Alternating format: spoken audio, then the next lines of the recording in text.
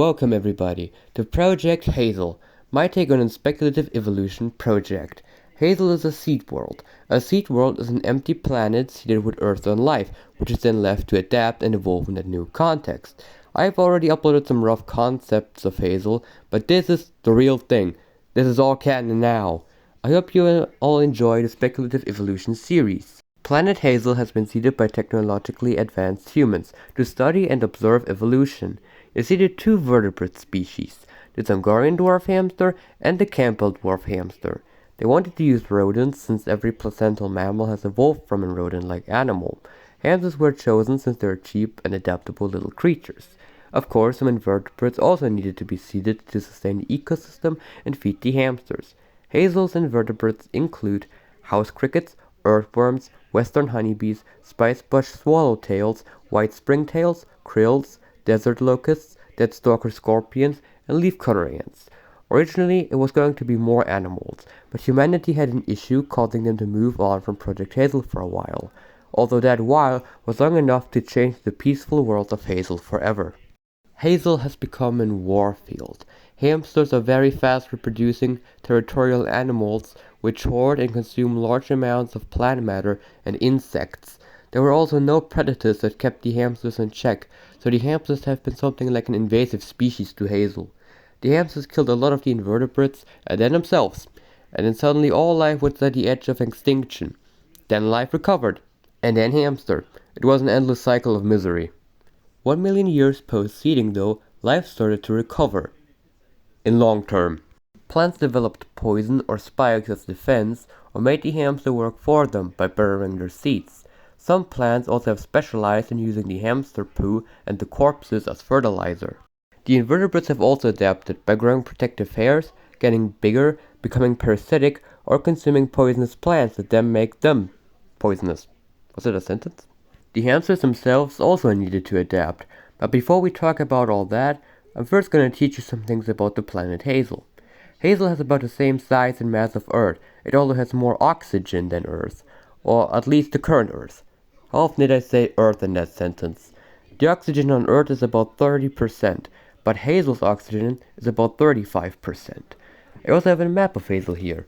The south is dominated by tropical rainforests, with a single desert in between, while the north starts to get cooler. A large rocky mountain area is here, and a winter wonderland. In the golden middle of Hazel, there's some grassland, with plenty of forests. I think all of the important stuff is out of the way. Let's finally talk about the hamsters.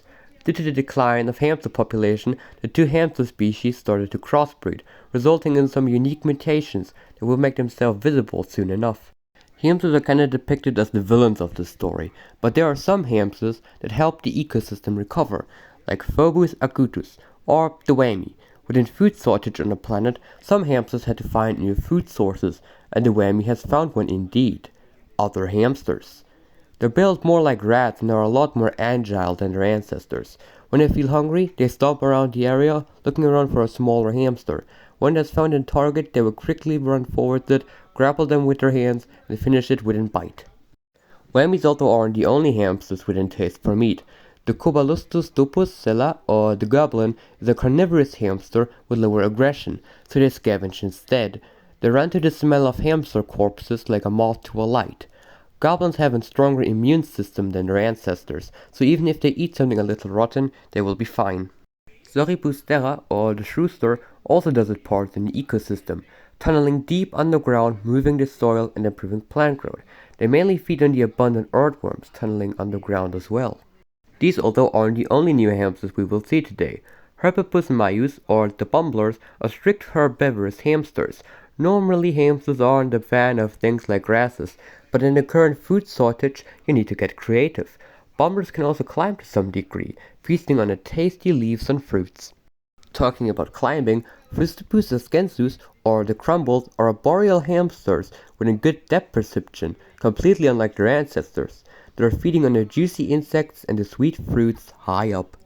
The Funem salire, or the hoppy, is a hamster that has moved all the way into the desert. Opportunistic eaters with big hind legs, ears, and tail that help them to shed off heat. The hoppies also aren't the only hamsters that moved away from the grasslands. Chipus moscando, or the chichi, is a hamster that has moved into the mountains of Hazel, and thick, fluffy coat protects it from the cold, harsh winds on the mountains. Similar to the bumblers, Chi-Chis are mostly herbivorous. They also still opportunistically feast on insects. These are all the hamsters of the early Origocene. Of course, the invertebrates of Hazel also start to take new forms, but that's something for the next episode. Thanks for watching. I hope you all enjoy this project because I have a lot of fun creating these creatures. Until next time, bye bye. Vorlesen bitte. Papierkorb, Minenhandwerk, Mikrowellkante, Sprachdetterei, Feuerfurz, Liga der Legenden, Gugolkro, Zwietracht, Gehkrafterfahrung, Eimelodien, Gegenschlag, Offensive,